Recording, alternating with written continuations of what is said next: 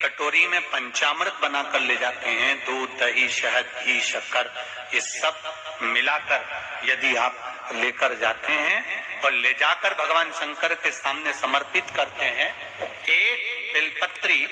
अशोक सुंदरी, अभी तक आपने जो बेलपत्री चढ़ाई है अशोक सुंदरी के ऊपर, डंडी का मुख जहां से पानी बहता है उस ओर रखा जाता है। पर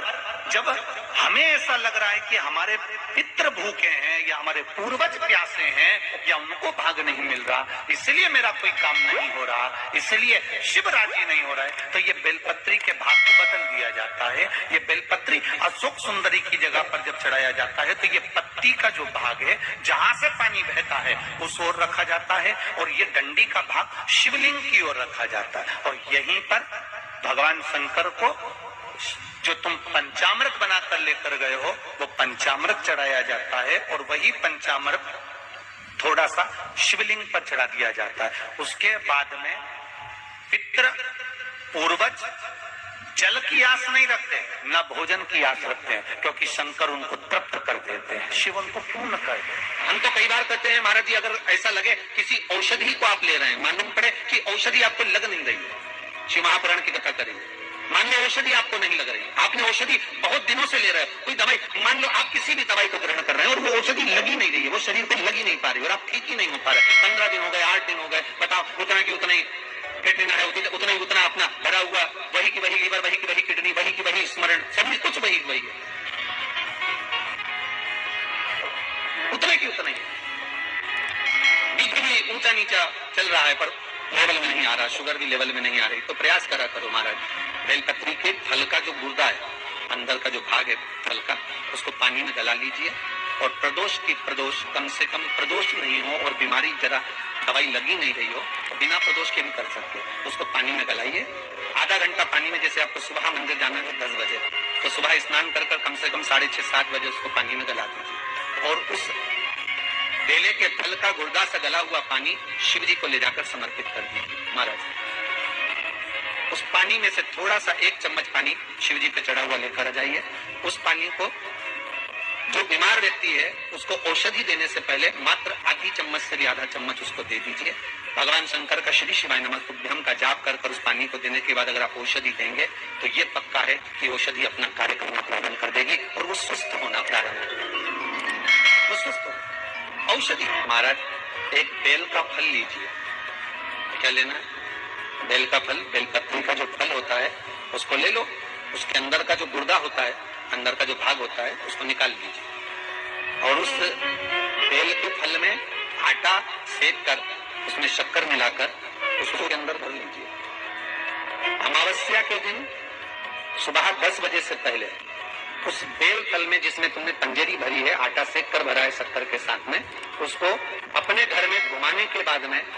जिसको पार्श्व दोष बताया है, पितृदोष बताया है या वास्तु दोष का स्मरण बताया है, घर में सब दूर घुमाकर अपने परिवार का हाथ का स्पर्श कराकर पीपल के पेड़ के नीचे तक खड्डा खोदकर उस बेलपत्र के उस फल को दाप दीजिए। महाराज, केवल एक अमावस्या करना रहता है, पितरों के दोष से मुक्ति मिलती है और हमारे घर के कार्य सफल होना प्रारंभ हो जाते हैं, कार्य की सफलता होती है। जब प्रदोष काल के समय पर वट वृक्ष के नीचे दिया लगाया जाता है, वट वृक्ष के नीचे लौंग का मात्र भोग रख दिया जाता है। लौंग मात्र, अगर वट वृक्ष के नीचे दिया लगाकर एक लौंग का जल या लौंग भगवान वटकेश्वर महादेव के नाम से भी अगर शिव को समर्पित करी है तो ये निश्चित है कि कर्जा कितना भी भारी होगा वो कर्जा चूकेगा जरूर और कहीं ना कहीं से लक्ष्मी की व्यवस्था देवादिदेव महादेव करेंगे। एक पत्र आया है, किसी कर्जे को चुकने वाला एक पत्र, किसी ने अपना फोटो भी भेजा दे। एक परीक्षा में बैठने वाला व्यक्ति,